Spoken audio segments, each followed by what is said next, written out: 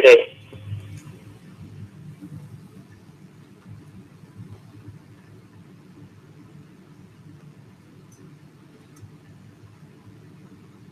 Great, amazing Friday to you all. Rise and shine up and at 'em. It's an amazing new day. Any time that we afford the opportunity to just wake up, the Spirit wakes us up with the use of anything, the activity of our limbs, our eyes, our ears, our vocal cords, our mouths to speak, our minds to think. It is a blessing. It's a pleasure to be with you this morning. You know, every morning, but especially this morning as we're into Coffee and Conversation with Collette. You know, on Friday we have the Son of Man that's in the building. So I'll be bringing him on shortly. You know, we have a twofer. So we have a 7 to 8 o'clock segment, and then we have the 8 to 9 o'clock segment. And then coming up to the 8 o'clock hour, we're going to, you know, it's Solutions Friday. We talked about that. So we're going to have some entrepreneurial conversations. And I know that that's okay with you because in the midst of everything that is happening around us, in the midst of us balancing out what work looks like, how to be able to create a path, how to be able to determine how you can be successful, what success looks like, it boils down to entrepreneurship. At some point, it is plotting your own course, being able to determine your destiny. And maybe that is only fitting to bring that in, throw that in, because on yesterday we talked about emancipation. I asked you all if you had kind of been in a rah-rah moment, if you will, because we were just coming off of June 19th, as history has presented itself to us to say that that is the day in which Texas was informed that slavery was abolished. And so we talked a little bit about what that looks like and maybe the era of where we were and who we are as the people. But I asked you, and I gave some suggestions, and I'll give those examples again before we ask the Son of Man to jump in, if we're really free. So emancipation, reality, or fiction. Did you get that? Emancipation, reality, or fiction. And I talked about maybe the concept of us being enslaved. That we are still enslaved. We like to think that because the psychology of a physical release, of physical bondage, that we no longer have shackles on our hands and feet, that we are not enslaved in our minds. And even more so, the subliminal slavery of our actions.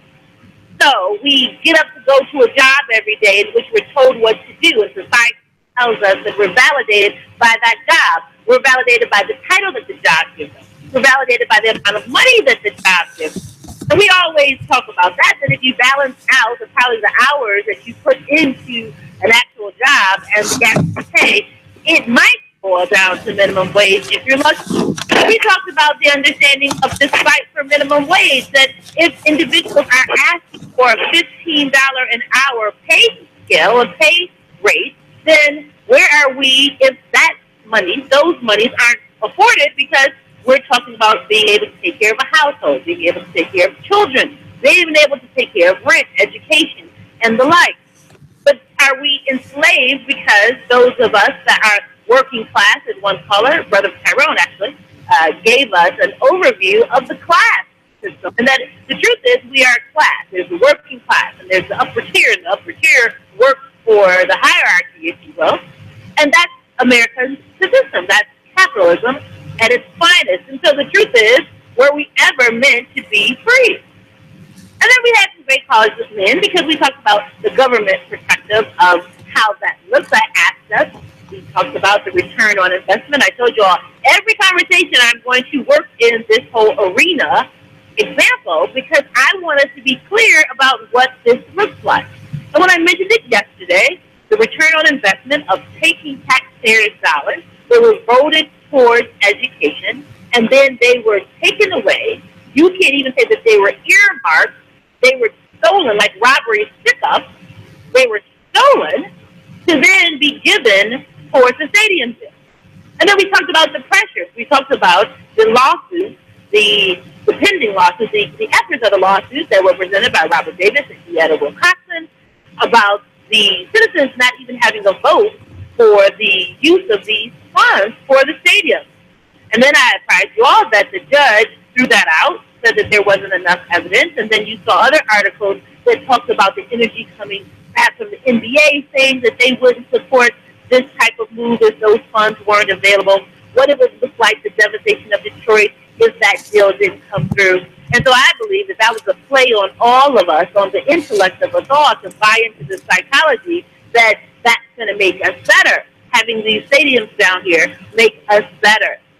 Then I gave you examples of other cities, and an article is quoted from Forbes magazine that gives an assessment that the truth is the revenue from those stadiums don't blatantly benefit the overall community. And so I asked, if indeed that is where our monies are going, one way or another, are we asking for a return? We addressed the millage. You all remember that, for the Trade Institute of Arts, not the Charles A. Wright Museum, but the DIA. We passed the millage, and they receive taxpayer dollars towards their operations. And as a return on that, then Wayne County residents are able, if you show your ID, you're able to get into the DIA free. But you haven't heard that from the stadium perspective. Are you able to get a discount on your ticket? Are we able to get a percentage of return on ticket sales? Something. But we're not having that conversation. And so you all were so eloquent yesterday and saying, well, Collette, that's just not going to happen. And so I said, well, then we're just still in place. So I asked us to look at the truth of our lives right now and the areas in which we're in right now, and then for you to decide if you are really free, if you know what freedom looks like. I'm asking.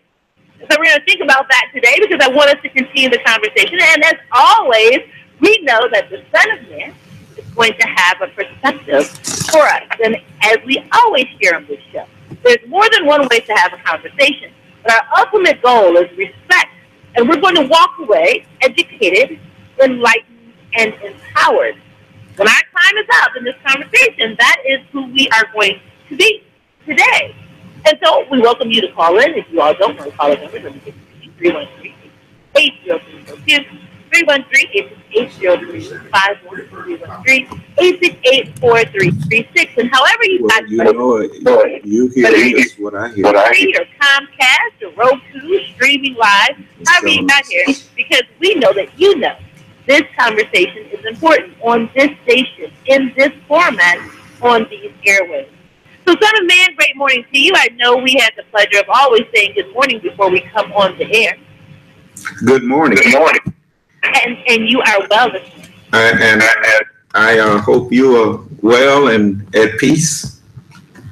And I want to say to all of you, may Allah's peace be unto you.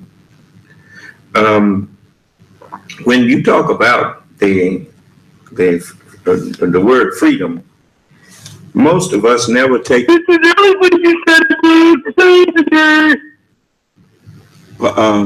Put him out and lock the room. Q&A session has started. Okay. When you talk about freedom, that was a good example of what people really feel about us. Q&A session started. People throughout the earth, they know. If they didn't know, the Honorable Elijah Muhammad took that excuse away, because the Honorable Elijah Muhammad brought it to the forefront of how the black man was brought into slavery in America and have been held here for 400 years. And no one offered us any help. And then after they saw us helping ourselves, and when they see us helping ourselves, you see what this fellow just did just now? He just can't stand to see, no one can stand to see us coming together to try to solve our own problem. Now, the first thing that, understand something, before you can begin to solve any problem, you have to first identify what the problem is and the cause of it. We have not collectively accepted the identification of our problem because we still listen to the wrong people. It's just like the enduring slavery. The Caucasian, whatever he told us, he never allowed the slave to question or argue back concerning something that he was saying. Consequently, when they told themselves and us and was teaching that black people are just by nature inferior to white people, in our ignorance, we accepted that and began to try to improve ourselves to him, to show him that we can do things as good as you. We wasted our time trying to convince him of a truth that he already knew. And not just that we were his equal, he knew that we were his fathers. But we didn't know that. So the Honorable Elijah Muhammad, just like when you, I want to touch on something else you were saying about the getting paid for your wages, for your labor. That's just a farce. He's never let you and I go free.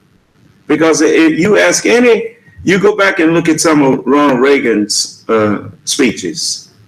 Ronald Reagan stood up in front of the whole world when justifying aiding Israel over there in the, with the conflict that they created by putting those who they call Jews over there in the land of the Palestinians. When he was standing up talking about the freedom of Israel, he said that there can be no freedom without land. And that's the way white people talk when they're talking to each other. And they know that most of us during that time, most of us didn't look at the news no way. Most of us was too busy, wrapped up in the soap operas or science fiction or whatever. We didn't pay no attention to no news. But he acknowledged that they had never freed us when he said that, when he made that statement, that without land, there can be no freedom. They didn't give us any freedom. We thought the slave was, we thought that freedom meant not having to work and not get paid for it. So he let us keep thinking that, and he set a minimum wage. Now, why was it so important to set a minimum wage?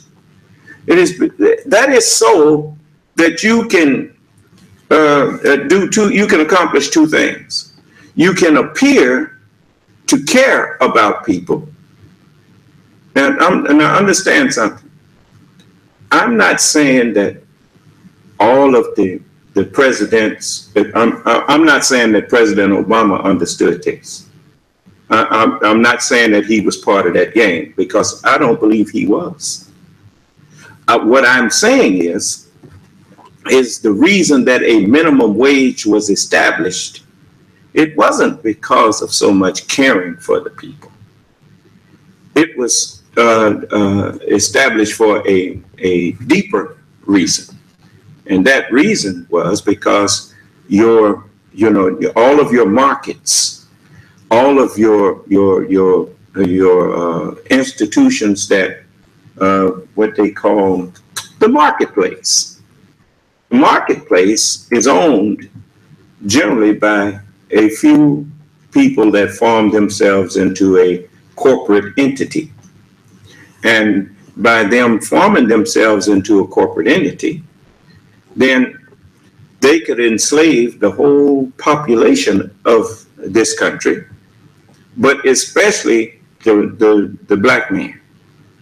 If they have a minimum wage and they know what you are being paid, then they can give you the illusion that they can let you think you are free and let you think that you are no longer enslaved. Because during slavery, the slave master had to feed you, he had to clothe you, he had to give you some kind of place to live. And all of that he had to finance out of the monies that you made for him or whatnot. He didn't give you too much, but he had to give you something as far as food and clothing and shelter. And so what he did, he took that and say, you're free now. And then he determines how much you will be paid. And then you have to go back to him and buy your food, buy your clothing, and buy your housing, and pay for your electric and pay for. I'm willing to almost gamble that most black people, even if you stay around white people, you ain't never seen their light bill or their gas bill or their water bill,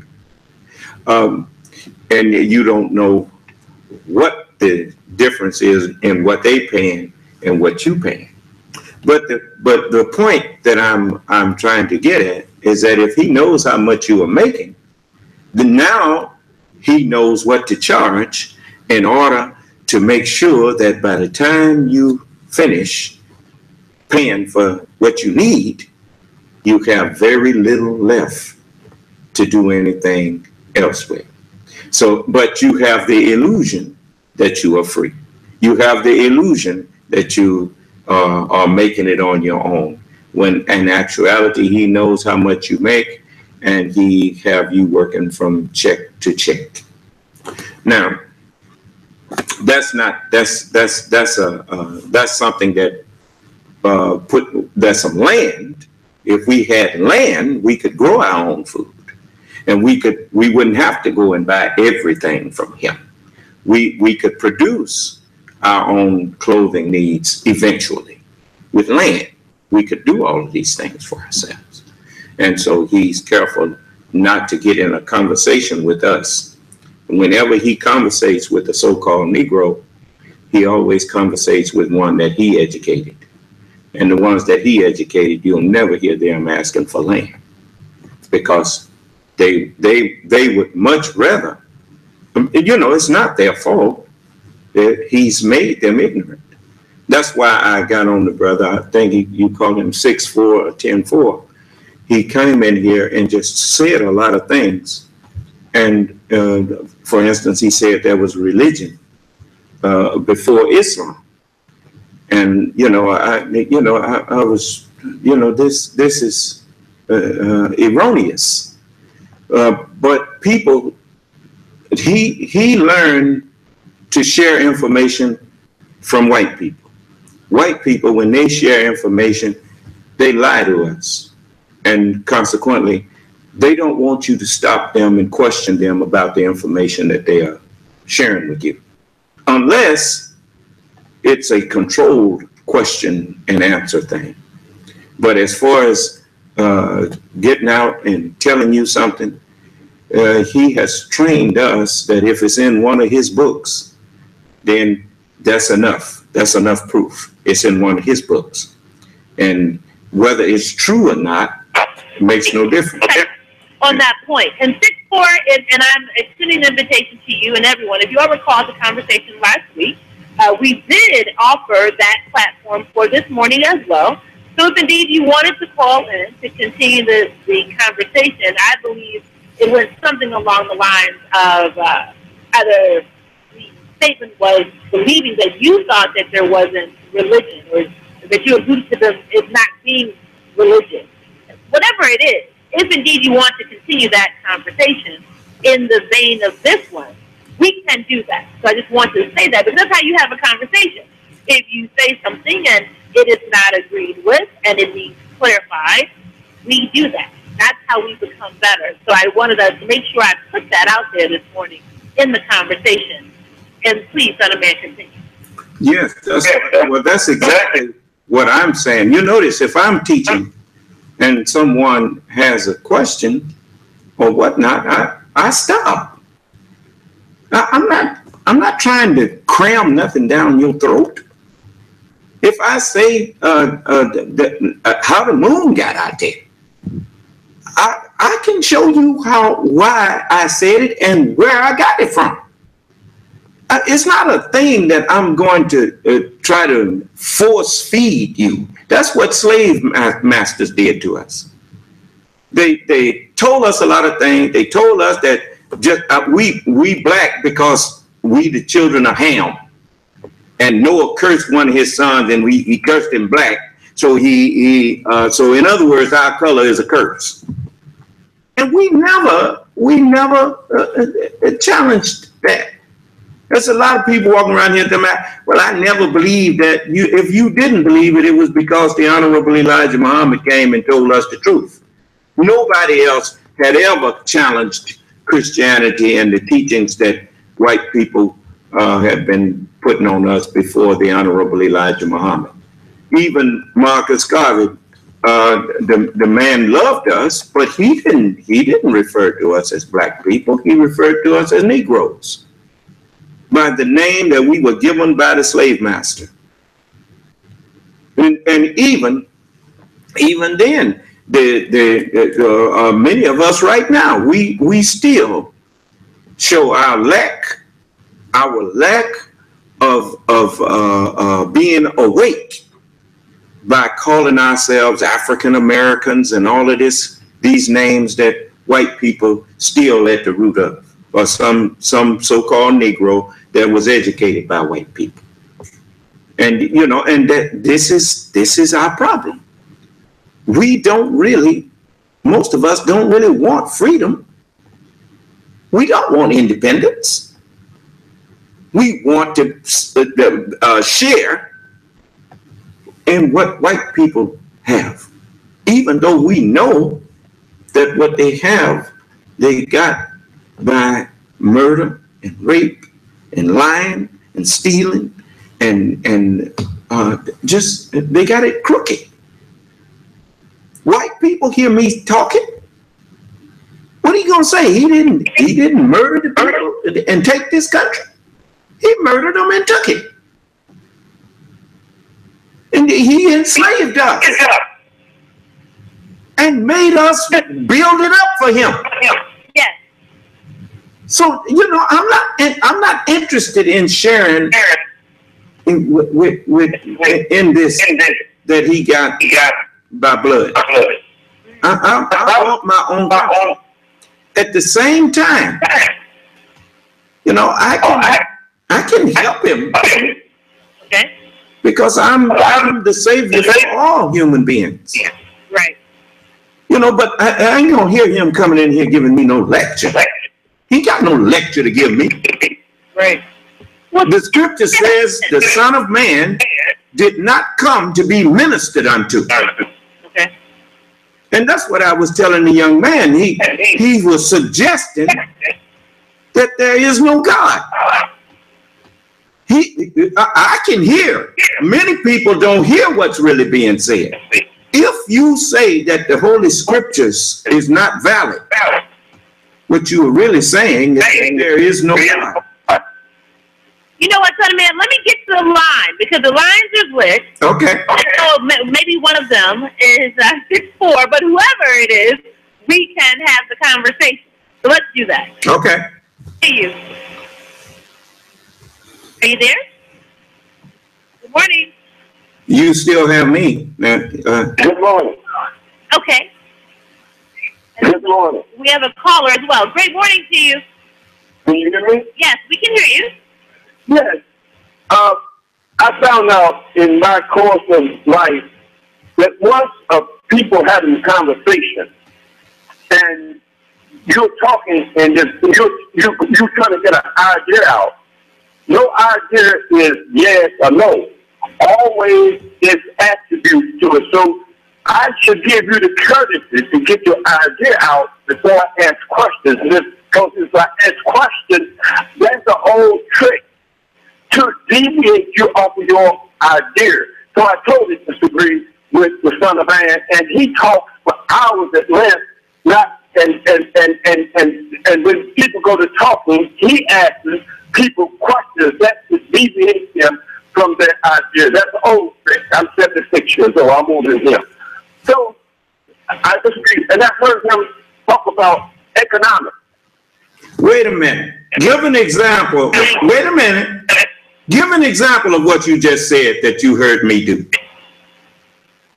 I heard you talk with length But when people go to talk to you, you then cut them off with a question. I'm still waiting on the example. Now, certainly, if you saying this, you have something in mind.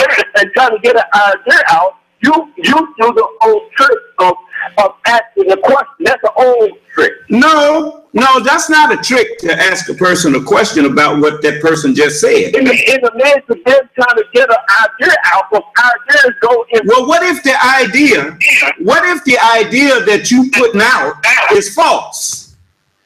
If I say a rat like cheese, you stop me when I say a rat. No. If you say a rat likes cheese, I will agree with that. You talking less. You talk at less. No, that's because when I speak, I know what I'm talking about, and I give proofs of what I say. I don't think you know what you're talking about. Okay, well then, what is it that I've said that's erroneous? Tell me what misinformation I've given people. Your economics is erroneous and it's elementary. Okay, all right, just a moment. Now you say my economics is erroneous. Yeah, when you're talking about. Okay, well tell me this. How did I grow up in Watts and was broke all my life? How did I get to the point where I can write checks for $50,000? But I'm gonna tell you what. Can you write a check for $50,000? I want everybody to hear it. Answer my question. You got to be quiet and hear it. Okay, now you just said that my economics is erroneous. It's elementary. What elementary is not erroneous. It's erroneous. See, this is the point. Now I'm talking to a man that does not even understand the English language. So, what is the meaning of elementary, brother? I know that trick. What is the meaning of elementary? You're making yourself look small because of this. No, elementary does not mean making yourself look small. Elementary simply means simplifying a thing. They tell me they're going to pay me $5 an hour. I start to work, but what they bought was my potential. They didn't buy what I do. So when I start working, I make more than they paid me. That's how they know what you pay, what you owe. Now, just a moment. They flood you through your work. Now, just a moment. Your economics is erroneous. You don't know what you're talking about. You just upset because you have. And you notice you never did answer my question. You never did answer my question. I'm gonna give you a good example. You can't understand it. If I'm saying a rat likes cheese and he will eat cheese, you stop me when I say the rat. And let me ask you a question. What is a rat? No, sir. I've never. I'll tell you what. I'll tell you what you do. You produce one person that agrees with you on what you just said that I do. I don't try to stop people from bringing truth to me. When a person brings me something that like that was a poor example that you just used, but it's just like I was saying about the man who was saying that there was religions before Islam. Well, there was no religion before Islam, and I know that. Religion because I don't. But see, what your problem is you resent the fact that you can't come in here anymore because I'm in here. You can't just come in here and just throw something out there and get away with it. That's your biggest problem. Just like right now, you don't listen to what I'm saying. But I listen even when I disagree with people, I listen to what they are saying. Because you don't know whether what the person is saying is true or not if you didn't listen. This is what I allowed to happen. Son of man, forgive me, excuse me for a second. Yes, ma'am. I allowed this back and forth to happen. And I allowed it to happen because I thought that we would get to a point that there would be some space that you could speak, Brother Tyrone, to make his point. You could go back. That's called dialogue. We go back and forth. Yes. I'm asking us today, and I get that, if we sit back and think about what has just taken place, is there any space for someone's opinion? I believe, based off of what I heard, Brother Tyrone believes that, Son of Man, you are opinionated in how you allow people to present what they say and how you think about what they say. And so his example was, well, you might not think a rat eats cheese, it might be a mouse, but his position was you don't even let someone complete their thought because you believe that their thoughts are wrong. Well, I'm asking if indeed that is the case, and I'll let Tyrone, I put him on hold, so I didn't hang up on anyone, let everyone know I didn't hang up on anyone, but is there any room in this for opinion, someone's opinion, and that it's okay? Well, what he fails to understand is that when a person has facts, when a person that has facts comes on the scene in any arena, then opinions, that opinion, an opinion is another way of saying a belief. And everybody can express an opinion until an expert comes in. When an expert comes in, then the expert presents facts, not opinions. And that this is, an opinion, the word opinion in many cases means a belief. And the term belief within itself means I don't know. When you believe a thing, when you say I believe this and I believe that, well, you are giving your opinion or your belief. And in courts, the word opinion means the judge he's basing what he says on law. And he's giving an opinion based on law.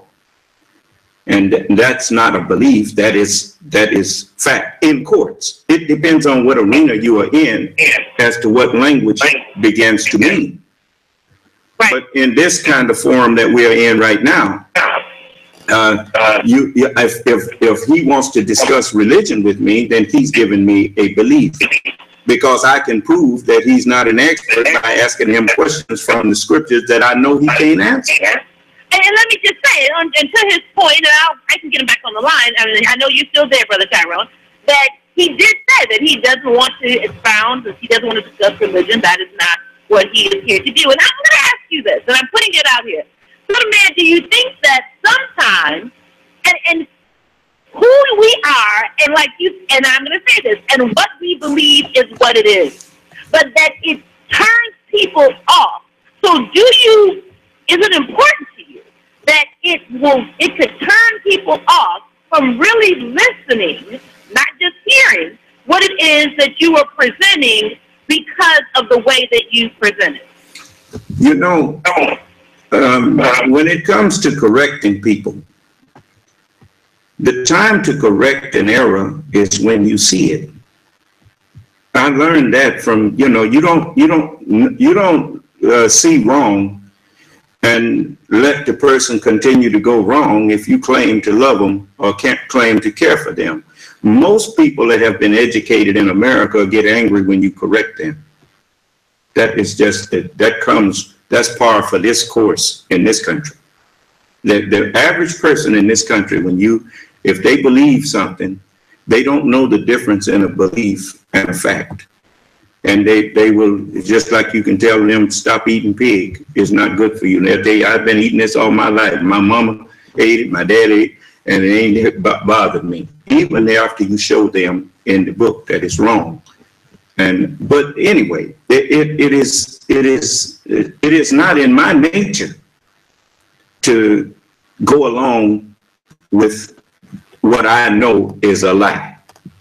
If I hear a person giving me the alphabet and in chronological order, and they say A, B, C, D, F, G, I stop them. Hey, wait a minute, you left out E. Okay. And that's what I do, because I am a teacher. I wasn't put here to help you go wrong. I was put here to help you go right. And if you know so much, have you ever, I bet you the average one of these people have never asked themselves this question. If I know as much as I think I do, why am I surrounded by poverty? You notice. I mean, every place I go, things start getting better. I'm not here to just complain about what's wrong with us. I'm here with solutions of how to solve the problem. And I'm solving the problem. I'm asking this brother that's on, let him come on and tell us. Now watch, he can't tell us nothing that he's doing actually to solve our problems and to make our lives better. He just want to come in here and condemn me. Well, I'm going to bring him back on the Bring him back. I'm going to bring him back, and then we're going to allow him to make his statement, and then Yes. other lines are lit, so we're going to get to those callers as well. So, Brother Tyrone, thanks for your patience. I wanted you to finish your thought. Yes, you're a very good listener, Collette, because you described exactly what my criticism was of the Son of Man. When I look, I'm coming on air. The people have been telling me to come on, but I've had to scout around and get more people in the community other than the regular listeners to 33. So we are enlarged 33. Because I want to come on air, and I don't want to come on air to talk about what they are doing to us, but I want to come on the air and examine all, and lay my position out for everyone to examine, and I'm going to examine all the positions of the Muslim, for the man, of the activist groups, the electoral politics, and we'll come up with what is the right way for us to go in this hellhole. So that's what I'm going to do. But I wanted to say that if you talk about economics, you got to understand capitalism. If you don't understand capitalism, you try to mix it with ancient slavery, you would definitely, that's what I call Freddie Man's economics, whatever he ran, elementary and erroneous, because it does not describe the system that we live in. So we need more time, and I'm going to give everybody time. When I come on, I'm going to give my position. I'm going to give everybody time to fix it, and I'm going to do the same thing to theirs. And all the reason I want it like that, Collette and Southern Man, I want us to come up to what we need to do to come out of this hellhole we are in. I'm not just you still haven't answered. I'm a teacher also. You haven't answered the major question, and that is, what are you doing that justifies you coming in here saying that we should listen to you? Okay, want me to tell you? I tell you, I come here in 1963, and when I came in 1963, we couldn't get no skilled jobs or nothing at the factory. Men, women like me, and men like me, we had a wildcat at Stars Man. We forced them to also to advance blacks on the job across this city. And we negotiated they should also look in the neighborhood, because workers live in the neighborhood. And the CEO said that's not a labor question. It is a labor question because ladies live in the neighborhood. I'm the first black that led with a few others, a couple of more, when they killed Malice Green. I'm the one that led the march downtown that they would first white police will go to prison for killing the black man. I'm the first who told people in Detroit, if you get district city council, you would have a white nation city. And I'm the first one who says, well, if we continue on the road that we're going, and that inverse relationship, we're going to end up in reservation, suburban, racist, black enclave. So what have you done? Okay, so no. Okay, now. Hold on. No. We're not going to do that. Tyrone answered the question. Son of Man posed the question. That's that's where we're going to, if I can, Son of Man, if you want to be able to give a statement, but this show right here, we're not going to do that now because I got other folks that are calling in. I just want us to see from what just happened, there's more than one way to have a conversation. And at the end of the day, if we say that we're all committed for our advancement, then we have to agree that there's more than one way to get there. And if you don't have to assassinate someone's character if you don't agree with what they're presenting. And so maybe, Tyrone, your position is to create conversation. So you want to create a platform, and you absolutely, this station welcomes you to come aboard and get your show and get your time to be able to have that platform. So the man has a platform, and he's actively working to show us how to become solvent people, independent people. So if we can agree to that, I don't understand what's the problem. Our tones shouldn't be what they are. That's the problem that I have with black men in this example speaking to each other. I thought it was disrespectful. I have a problem with that. Why couldn't it just be what we just experienced? You presented, so the man presented a question, Brother Tyrone, you answered, and it was clear, just like that. Just like that. You know, I'm gonna hang up, Collette. You know, the question that I asked. Not a problem. Son of Man, okay, just remember, I didn't ask what you did in the past. I asked what you are doing. And this is one of the things that bothers me about us as men. And as a man, you know, I know that I can't start pointing to things that I have done if I'm not still doing, you know, because our problem requires ongoing effort. It requires ongoing labor. It's just like I could ask many of the men who are listening to this station, how many of you all, and I'm talking about men, just the men, how many of you all contributed to the 3-year economic plan to help make the station independent and help the man get the station there? I mean, but you know, these are the kind of things that we can't just overlook. We can't push that aside. You want to give me advice, but when it comes time to put some effort into helping, you are out of touch.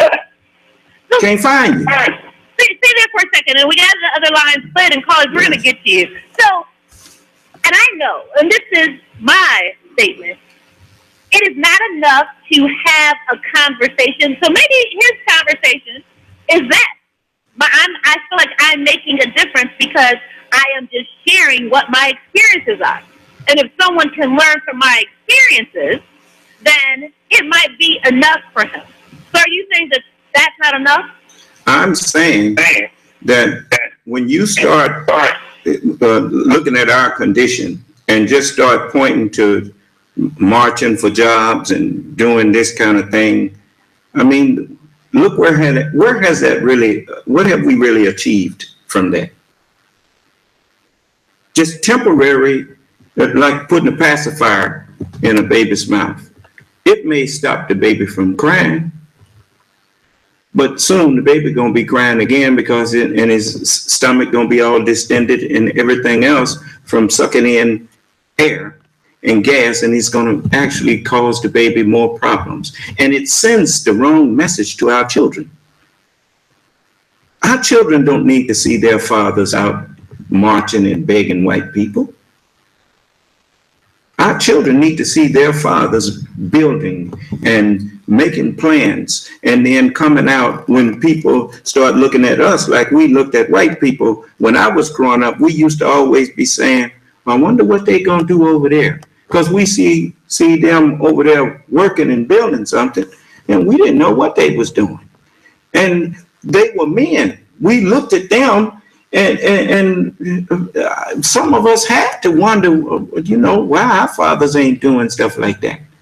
Well, now we are a group, maybe a small group, but we are their fathers and we are doing things like that.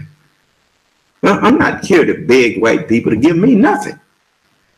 I'm through begging. Nobody respects a beggar. Let's go to the line. Thanks for your patience. Good morning. Okay, yeah, we can turn your TV down. Okay, I'm sorry. Thanks so much for your patience. Great morning to you. Can you hear me? Yes. Oh, okay, because I can't hear much. I mean, I can hear you. I can hear you, but I can't hear you clicking on. But I'm going to speak with the corporate greed of the white empires using media's mouthpiece to constantly keep the truth suppressed politically and politically.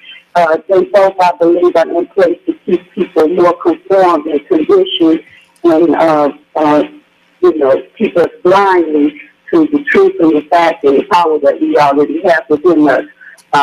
I think we need to concentrate more on the ownership, the powernomics, the reparation economics, all that is due to us, because the empires continue to over the wealth that they have already murdered and stolen from people like us. And until we get in tune and united together, what they don't want us to do is to raise them and be more educated in the power and the true identity of who we are and the capabilities of what we can do as long as we do things on a level that's safe and spiritual and economical. And so these are the areas I think that we need to work on to solve our problems, because I don't believe in going to the source that has constrained us and, you know, kept us out of it, has excluded us from our own wealth, from our own identity, from the truth. And so we need to really study what the truth is, and maybe be more political or both.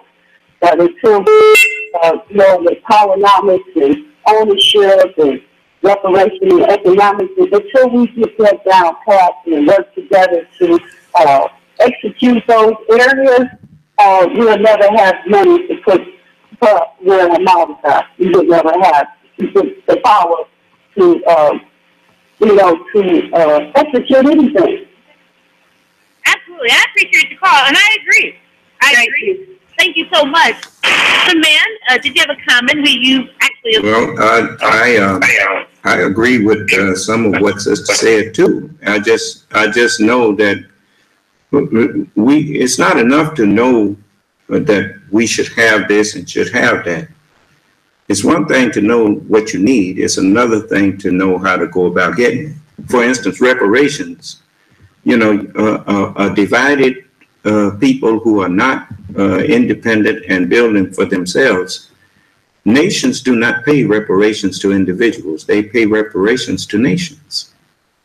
That is the thing. It's just like repairing you don't repair a corpse. You can only help, the doctor can help a living body repair itself. That's what doctors do. They help the injured body to repair itself. And likewise, when we become when we speak with one voice, when we become a living spiritual body of people, a mentally awake people that recognize that we cannot have a bunch of heads. We have to have one head like other nations do. And that head must represent us and speak for us. And our problem is we just have not had the right head. And that's why we spend our... There's a couple other calls. I'm going to try to get as many people in as possible before we wrap up. Thanks for your patience. Great morning to you. Yes, good morning. I wanted to kick in on this conversation. Okay. From a historical perspective. If you look at the Europeans, in this dark age. You'll notice that they invented nothing. They created nothing. They were very superstitious.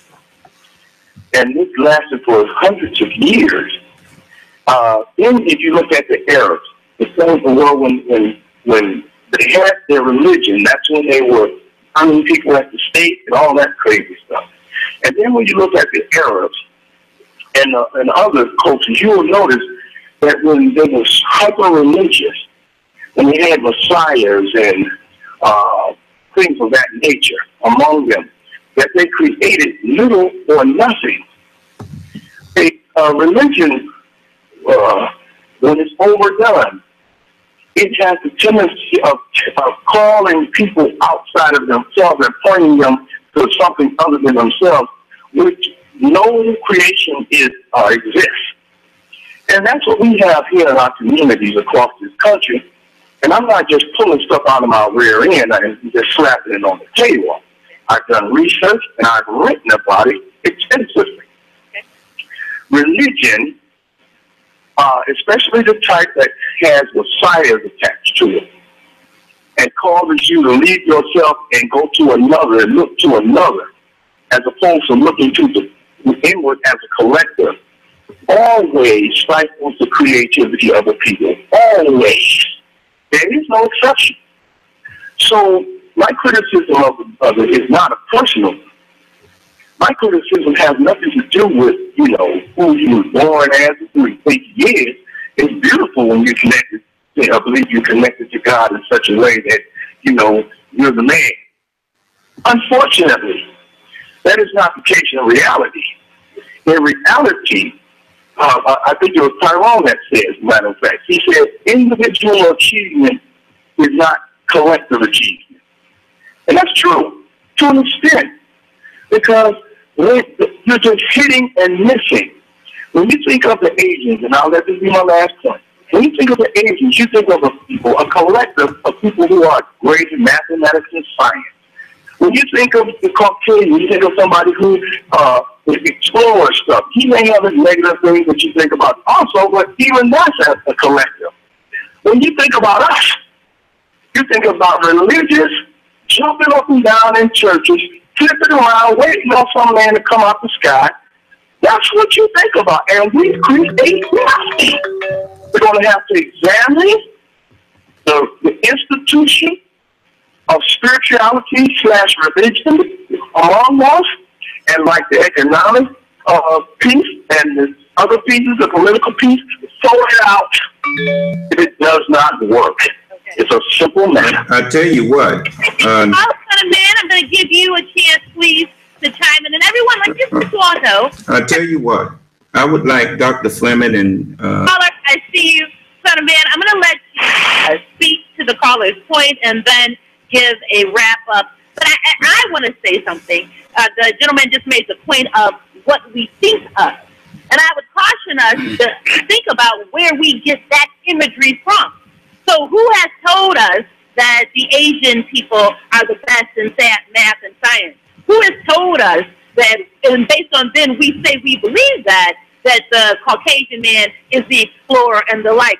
So I want us to think about that because we always talk about that.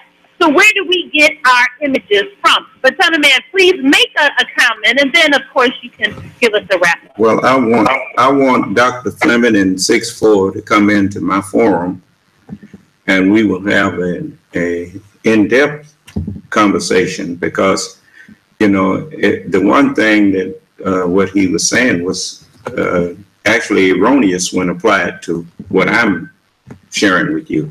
For everyone knows that this is I'm not no Lone Ranger. Everything that was done for the station, we did that as a group. We didn't do that I didn't do that as no individual. He would know that if he had participated. So, I'm not here to try to get, make myself look like the only person who's doing something. I'm trying to get us together so that we can see that we have the power collectively to do what we need to do. But you're so busy trying to make the people think that the Bible is a lie which is you going to be to your regret later. Because to call God a liar, brother, is a serious thing. God is the one that set a Messiah up for us. That's not something that I made up. That's the Holy Scripture. But anyway, I'll invite everybody to come in this evening to hear 6'4" and Dr. Fleming. I will give you a forum. If you think you won't be able to be heard, come in. I'll let you host it. You can be the host, and then you can tell me when I can speak. One better. So if you want to continue that conversation tonight, of course, you'll let us know. And everyone, we know that Son of Man and the Nation of Islam will be on the air tonight. And if that is not what is convenient for everyone, I will give that space next Friday. And let me just say, in 6'4", I see you. He has contacted me and said that he has been trying to get through the line, and so we have missed him. So please, you all, next Friday, you can be here in this studio with me. We can have Son of Man on, and we can have the conversation. And it's really that simple. Son of Man, we appreciate you. Everyone, you know that you can continue to hear the Son of Man, as you see on the TV screen right now, tonight at 9 p.m. It's going to be on TV 33, and you can get in, you can listen. The phone numbers are there. And realize that at the end of the day, this is what it's about. Being in a space where you can have the real conversation. We can always disagree and agree, and realize that we can be better in the midst of all of it, because that's really what it's about. That we need to talk through what it is that we believe, what our opinions are, and then get back to support it, and then become better and move on to solutions. And so that's what's going to happen in the next hour. The next hour is the perfect segue. You see how this always happens for us. The next hour, we're going to talk about solutions. We're going to talk about economics. We're going to talk about real estate. We're going to talk about empowerment. So I appreciate you all. I appreciate your time, Son of Man. Callers, don't go anywhere. We're going to come right back. One more thing. Thank you so much. Absolutely. Everyone, that's what it's about. Being in the space to keep good company and great conversation. So don't go anywhere. We'll be right back. That invitation goes for Tyrone also. Absolutely, sir. Okay. I'll make sure he gets it.